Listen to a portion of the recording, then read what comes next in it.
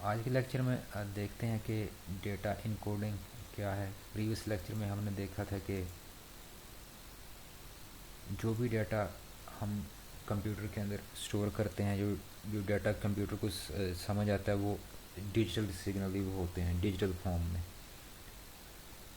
तो फिर हमें ज़रूरत पेश आती है कि हम डाटा को इस शक्ल में कन्वर्ट करें जो कि डिजिटल सिग्नल के अंदर उनकी रिप्रेजेंटेशन की जा सके। तो इसके लिए हमारे पास बाइनरी नंबर सिस्टम है। तो कोई भी डाटा जो हम कंप्यूटर में स्टोर करते हैं उसको सबसे पहले कन्वर्ट करते हैं बाइनरी नंबर में, जो कि 0 और 1 की फॉर्म में होते हैं।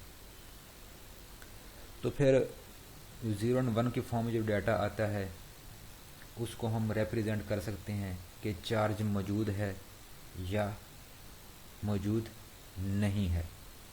तो इस शक्ल में डाटा हम कंप्यूटर के अंदर क्या करते हैं, स्टोर करते हैं। तो कंप्यूटर के अंदर जो सबसे छोटा यूनिट है डाटा को स्टोर करने का, वो बिट है। बिट को मिलाकर फिर बड़े यूनिट बनाए जाते हैं, जिस तरह बाइट हो गया। बाइट के अंदर आपकी 8 बिट्स होती हैं। तो 8 बिट के अंदर कोई भी आप करैक्टर स्टोर कर सकते हैं, ABC, सेमीकोलन, कोमा।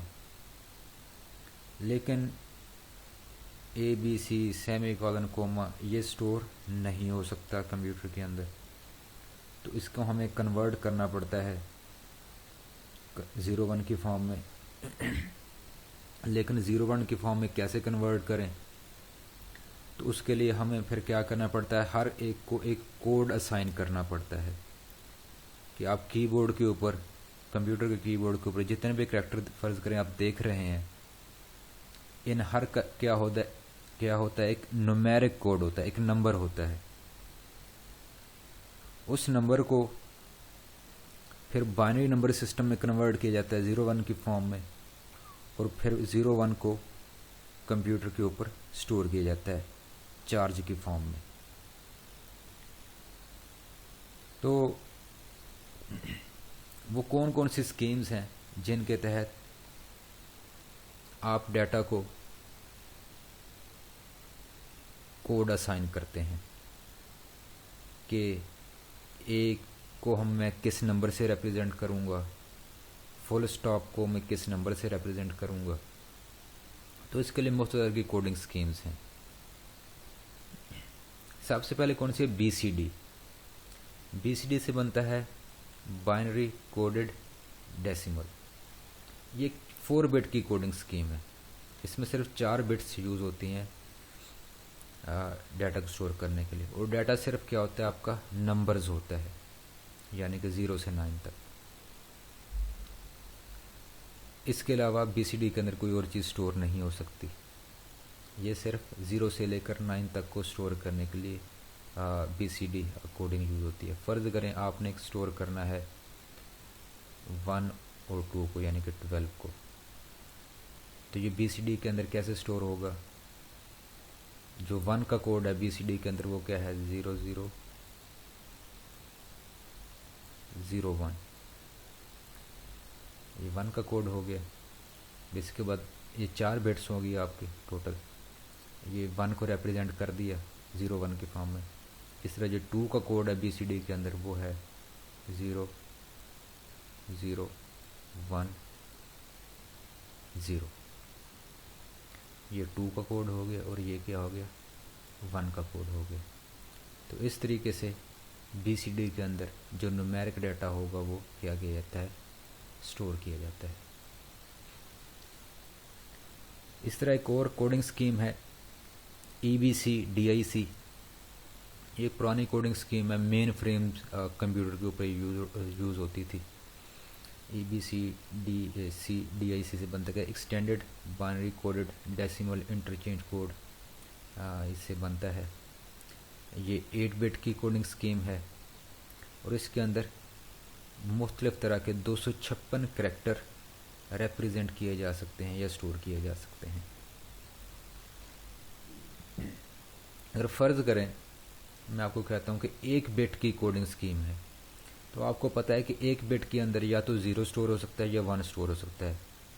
यानी कि अगर एक बिट की कोडिंग स्कीम है तो उसके अंदर अब मुख्तलिफ तरह के कितने कोड प्रोड्यूस कर सकते हैं, वो या तो 0 होगा या 1 होगा। तो यानी कि 2 कोड आप प्रोड्यूस कर सकते हैं उसके अंदर। अगर मैं कहता हूँ 2 बिट की कोडिंग स्कीम है तो उसके अंदर मुख्तलिफ तरह के कम्बिनेशन क्या हो सकते हैं, 0 0 1 0 0 1 1 1, यही कम्बिनेशन बन सकते हैं। टोटल कितने हो गए, 4 2 बिट की। अगर इसी तरह 3 बिट की कोडिंग स्कीम होगी तो उसके अंदर 8 कम्बिनेशन बन सकते हैं, 0 0 0 0 0 1 0 1 0, इस तरह मुख्तलिफ तरह के 8 कम्बिनेशन बन। तो इसका एक फार्मूला है, वो क्या है, 2 raised to power n। कि अगर n की वैल्यू क्या है, 1 है, एक बिट की कोडिंग स्कीम है, तो टोटल 2 कम्बिनेशन प्रोड्यूस होंगे। अगर n की पावर क्या है, 2 है, 2 बिट की कोडिंग स्कीम है, 2 raised to power 2 4, जैसे कि ये 4 है। इस तरह अगर 3 है तो 2 raised to power 3, वो कितने बनेंगे, 8। इस तरह जो EBCDIC है वो 8 बिट की कोडिंग स्कीम है, तो यानी कि मतलब बनता है 2 raised to power 8। तो 2 raised to power 8 क्या बनता है आपका, 256, यानी कि 256 मुख्तलिफ तरह के करैक्टर आप इसके अंदर स्टोर कर सकते हैं। इस तरह एक और बड़ी मशहूर कोडिंग स्कीम है ASCII। इससे क्या बनता है, American standard code for information interchange. ये 7 बिट की कोडिंग स्कीम है, यानी कि 2 raised to power 7, वो कितने बनेंगे आपके, 128। तो 128 करैक्टर आप इसमें क्या कर सकते हैं, स्टोर कर सकते हैं या रिप्रेजेंट कर सकते हैं। इस तरह फिर इसका एक और वर्जन आया, एक्सटेंडेड ASCII, जो कि क्या थी, 8 बिट की स्कीम थी। तो साफ ज़रा 2 raised to power 8 के इसके अंदर आप 256 करैक्टर क्या कर सकते हैं, स्टोर कर सकते हैं। तो ASCII का एक टेबल देखते हैं। इसमें देखें कि ये आपको जो 4 के नीचे करैक्टर के नीचे जो आपको नज़र आ रहा है, ये वो करैक्टर हैं जो कि इस कोडिंग स्कीम के अंदर यूज़ किए गए हैं। इस तरह के करैक्टर आपको सारे के सारे कीबोर्ड के ऊपर मिल जाएंगे। जैसे कि आप यहाँ पर देखें कि ये आपको प्लस का सिंबल डिस्प्ले हो रहा है।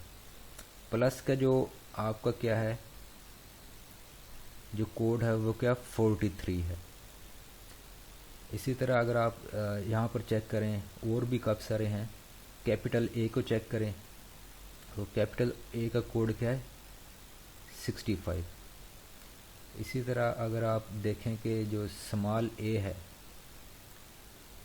उसका कोड क्या है, 97। तो फ़र्ज़ करें अगर आप कंप्यूटर के अंदर स्टोर करना चाहते हैं कैपिटल A, तो कैपिटल A तो स्टोर हो ही नहीं सकता कंप्यूटर के अंदर। उसका कोड देखा जाएगा, कोड क्या है, 65। 65 भी स्टोर नहीं हो सकता। 65 को कन्वर्ट किया जाएगा बाइनरी नंबर सिस्टम में। वो आपने प्रीवियस क्लास में पढ़ा होगा कि किस तरीके से कन्वर्ट करते हैं किसी भी नंबर को बाइनरी नंबर सिस्टम में, कि उसको आप 2 पे डिवाइड करते जाएं। 32 कितना बचा, 1, फिर 2 पे डिवाइड किया, 16 कितना बचा, 0, फिर 2 पे डिवाइड किया, 8 आया, 0, फिर क्या आएगा, 4 आएगा, 0, फिर 2 आएगा, 0, फिर 1 बच जाएगा। तो आप इस शक्ल में से यहाँ से नीचे से ऊपर की तरफ आप लिख लेंगे। तो उसका कोड क्या बनेगा आपका, ये वाला बनेगा 1 0 0 0 0 0 1। तो ये कोड बनेगा। तो इसमें कन्वर्ट हो गया आपका नंबर। तो फिर आप फिर इसको रिप्रेजेंट कर सकते हैं कि यहाँ पर चार्ज मौजूद है, यहाँ पर आगे 5 जगहों पर नहीं है, फिर आपके जो 7वीं बिट है वहाँ पर चार्ज मौजूद है। तो इस शक्ल में किसी भी करैक्टर को कंप्यूटर के ऊपर स्टोर किया जाता है। तो ये आपके एक ASCII का ये एक टेबल है जो जिसमें टोटल कितने हो गए, 128, 0 से लेकर 127, यानी कि टोटल 128 करैक्टर आप रिप्रेजेंट कर सकते हैं। इस तरह एक और कोडिंग स्कीम है यूनिकोड। अब आस्की के अंदर एक्सटेंडेड आस्की है, उसके अंदर मज़ीद कुछ आपके पास करैक्टर आ जाते स्टोर हो सकते हैं। लेकिन आजकल के कंप्यूटर में अगर आप देखते हैं तो आप देखते हैं कि मुख्तलिफ़ तरह के सिंबल आजकल नए आ गए हैं, मुख्तलिफ़ तरह की लैंग्वेजेस आ गई हैं कि जिस तरह उर्दू होगी, अरबी हो गई, तो इनके भी मुख्तलिफ़ तरह के अल्फ़ाबेट्स हैं, तो उनको भी कंप्यूटर के अंदर स्टोर करना पड़ता है। तो जो आपके 256 जो मुख्तलिफ़ तरह के कोड हैं वो बहुत ही कम हैं, क्योंकि जो नई सिंबल्स जो आ गई हैं वो बहुत ही ज़्यादा हैं, हज़ारों में आ गई हैं। तो इसके लिए फिर ज़रूरत पड़ी कि एक नया कोड बनाया जाए जिसको यूनिकोड का नाम दिया गया है। तो ये एक 16 बिट की कोडिंग स्कीम है, यानी कि 2⁻16, और इसके अंदर मुख्तलिफ़ तरह के कितने कोड प्रोड्यूस किए जा सकते हैं, वो बनेंगे आपके 65,536, यानी कि 0 से लेकर 65,535 तक।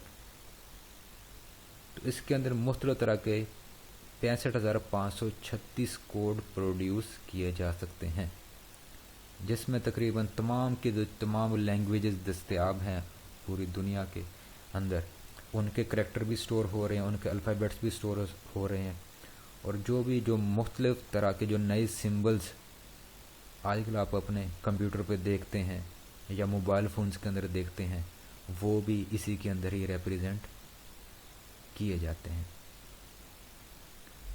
तो आज के लेक्चर में इतना ही, कल फिर मज़ीद यहीं से हम कंटिन्यू करेंगे।